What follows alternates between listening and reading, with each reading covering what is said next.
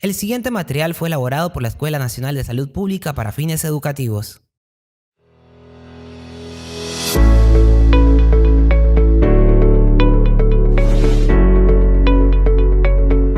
ENSAP, Escuela Nacional de Salud Pública, presenta.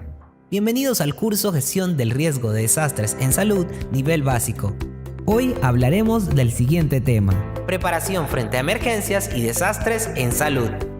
A cargo del experto temático, la doctora Silvia Berrospi Reina, médico especialista en Administración en Salud. Empezamos. El tema de hoy es preparación frente a emergencias y desastres en salud. Los contenidos de esta sesión son: conocer cuál es el proceso de preparación y cuáles son sus subprocesos, cuál es el marco normativo, la articulación del proceso de preparación y la estructura de un plan de preparación. Los objetivos de esta sesión son: conocer el proceso de preparación y sus subprocesos, conocer el marco normativo del proceso de preparación, describir la articulación del proceso de preparación con otros procesos de la gestión del riesgo de desastres. Iniciemos conociendo cuáles son los procesos de la gestión de riesgo de desastres. Según la ley del SINAGER y el reglamento de la ley aprobado con Decreto Supremo 048 del 2011, existen 7 procesos de la gestión de riesgo de desastres, siendo el proceso de estimación un proceso transversal a los demás. Entonces, cuando hablamos del proceso de preparación, nos estamos refiriendo al cuarto proceso de la gestión de riesgo de desastres.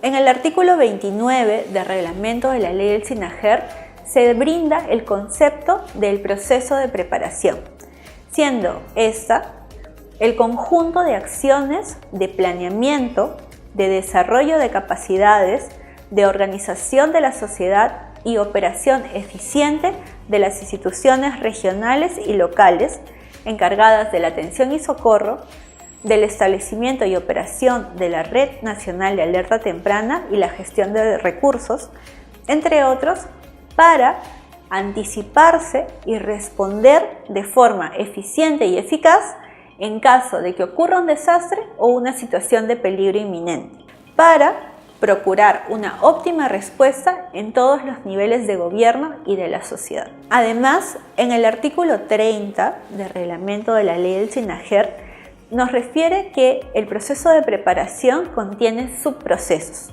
y estos son: la información sobre escenarios de riesgo de desastres, el planeamiento, el desarrollo de capacidades para la respuesta, la gestión de recursos para la respuesta, el monitoreo y alerta temprana y la información pública y sensibilización. ¿Cuál es el marco normativo de este subproceso de la respuesta? INDECI va a ser el responsable técnico de coordinar, facilitar y supervisar la formulación e implementación de la Política Nacional de Gestión de Riesgo de Desastres justo en los procesos de preparación, respuesta y rehabilitación que pertenecen al componente de la gestión reactiva. INDECI va a desarrollar, proponer y asesorar al ente rector, así como a los distintos entes públicos y privados que integran el SINAGER sobre la política, lineamientos y mecanismos. Otra parte importante del marco normativo son la resolución ministerial 185 del 2015 de la PCM, que va a aprobar los lineamientos para la implementación del proceso de gestión reactiva, y la resolución ministerial 050 del 2020, que va a aprobar los lineamientos del proceso de preparación y formulación de los planes de preparación en los 3 niveles de gobierno. Entonces, ¿cómo se va a articular este proceso de preparación? Tiene una particularidad referente en relación, ¿no?, a los otros procesos de la gestión de riesgo de desastres. El proceso de preparación se articula a los procesos de respuesta y rehabilitación. Entonces, vamos a tener la preparación para la respuesta y la preparación para la rehabilitación. Vamos entonces a la primera parte, al proceso de la preparación para la respuesta. Vamos a tener, en primer lugar, información sobre los escenarios de riesgo de desastres, que nos van a permitir sistematizar la información existente en niveles y tendencias de riesgo, ¿no? Riesgo muy alto, alto, medio y bajo, y así como los posibles daños, ¿no? Además, tenemos el planeamiento. El planeamiento nos va a permitir formular y actualizar permanentemente planes con el objetivo de crear una capacidad permanente de respuesta. En tercer lugar, el desarrollo de capacidades para la respuesta, que es desarrollar acciones que conlleven a identificar, a obtener, fortalecer o mantener, según corresponda, capacidades humanas, organizacionales técnicas y de investigación para el desarrollo de acciones de respuesta.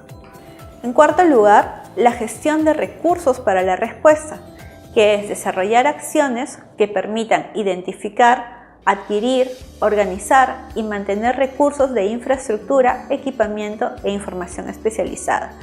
En quinto lugar, el monitoreo y la alerta temprana, que tiene que ver con implementar sistemas de alerta temprana para una respuesta oportuna, incluyendo el monitoreo permanente de las condiciones del peligro que generó la emergencia y peligros asociados. Y en sexto lugar, la información pública y sensibilización, que es definir los canales y medios para sensibilizar a las autoridades y población sobre las medidas adecuadas para una óptima respuesta e informar las acciones que se están ejecutando para poder atender la emergencia. Ahora vamos a la segunda parte, la preparación para la rehabilitación. Y ahí tenemos también a la información sobre los escenarios de riesgo de desastres, porque en base a esta información se van a tener los niveles y tendencias de riesgo de un territorio y además se van a poder identificar los posibles efectos de servicios públicos básicos y su infraestructura. En segundo lugar, el planeamiento, para elaborar y actualizar instrumentos correspondientes al desarrollo de acciones de rehabilitación que permitan identificar cuáles son las necesidades para restablecer los servicios públicos básicos y la infraestructura. La tercera parte es el desarrollo de capacidades ya para la rehabilitación, que nos va a llevar a desarrollar acciones que conlleve a identificar, obtener, fortalecer o mantener las capacidades humanas, organizacionales, técnicas y de investigación, pero para el desarrollo de acciones de rehabilitación. Y en cuarto lugar, la gestión de recursos para la rehabilitación, que son desarrollar acciones que permitan identificar, adquirir, organizar y mantener recursos de infraestructura, equipamiento e información especializada, así como aquellos que permitan la normalización progresiva de los medios de vida. Además, en la parte normativa habíamos conversado que se estaba dando los lineamientos del proceso para elaborar los planes de preparación, ¿no? Entonces, esta estructura que ven en la diapositiva nos habla de cómo es que se debe de realizar un plan de preparación, ¿no? Brinda pautas, brinda un orden, una metodología en la cual se deben de presentar las actividades, siempre iniciando por una introducción, una base legal, los objetivos del plan, que es lo que nos da más adelante el soporte para todo lo que vamos a realizar, y cuál es nuestro diagnóstico y las actividades para la implementación de los procesos de preparación, ¿no? Entonces, aquí en esta estructura, en las actividades, tenemos que colocar la información del escenario de riesgo que hemos generado y desarrollar cada uno de los subprocesos que hemos visto, ¿no? El desarrollo de capacidades, la gestión de recursos, el monitoreo y alerta temprana, la información pública y sensibilización. Y ya una segunda parte de las actividades son las actividades para implementar la preparación para la rehabilitación, ¿no? En donde incorporaremos planeamiento, desarrollo de capacidades, gestión de recursos para rehabilitación y la matriz de actividades, indicadores y metas, que es la forma de aterrizar estructuradamente todo lo que estamos colocando en forma corrida en el texto del plan. Una parte de presupuesto y financiamiento, porque estas actividades deben de tener un respaldo financiero que garantice que se llevarán a cabo, hacer el inventario de recursos y capacidades, y también colocar cómo se va a monitorizar y evaluar este plan que estamos presentando, y finalmente los anexos. Entonces, con nuestra estructura se pretende estandarizar todos los planes de preparación que se realizan en los 3 niveles de gobierno, y eso está brindado en la Resolución Ministerial 050 de 2020, y recordar que estos lineamientos son en los 3 niveles de gobierno. Y hay otra normativa para otras instituciones. Las conclusiones de esta sesión son que la preparación va a estar constituida por el conjunto de acciones de planeamiento, de desarrollo de capacidades, de organización de la sociedad, la preparación eficiente, siempre para anticiparse y responder en forma eficiente y eficaz en caso de que ocurra un desastre o situación de peligro inminente, siempre para procurar la mejor respuesta por parte del sector. Además, recordar que el proceso de preparación va a estar articulado con los procesos de respuesta y rehabilitación, teniendo la preparación para la respuesta y la preparación para la rehabilitación. Y todo esto que hemos aprendido finalmente lo aterrizamos en un plan de preparación. La normativa que pueden revisar, que ha sido incluida en esta sesión, son el reglamento de la ley del SINAJER y las resoluciones ministeriales 185-2015, que nos va a dar los lineamientos para la implementación de los procesos de gestión reactiva. El proceso de preparación es parte de la gestión reactiva, y la resolución ministerial 050 del 2020, que nos va a dar los lineamientos del proceso de preparación, los lineamientos del proceso de preparación y la formulación de planes de preparación en los 3 niveles de gobierno. Eso ha sido todo por esta sesión. Muchas gracias.